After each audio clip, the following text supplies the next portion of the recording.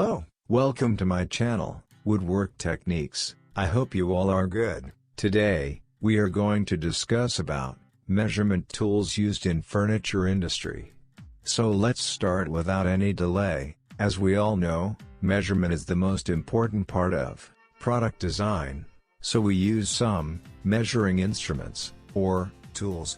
With the help of these tools, we match drawing size with actual size. Number 1 is measurement tape. In this tape, a U-shaped blade is stored in a plastic box. On that tape, have some markings. With the help of we take measurement, it can measure in millimeter, centimeters, meter, inches, and feet, units. Number 2 is Vernier Caliper. This instrument is used for fine measurement, like some hardware measurement, or some measurement that is not possible to measure with tape. It can measure in millimeter, inches, and microns units.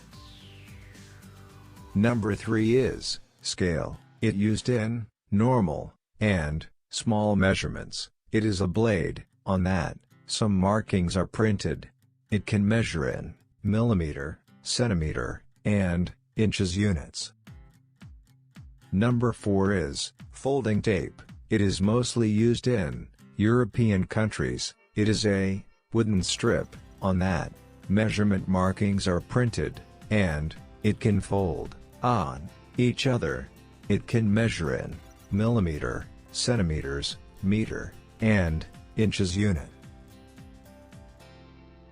Number 5 is Trisquare. It is a scale that is fixed with a solid base on 90-degree angle. It is used for marking and measurement on 90-degree angle.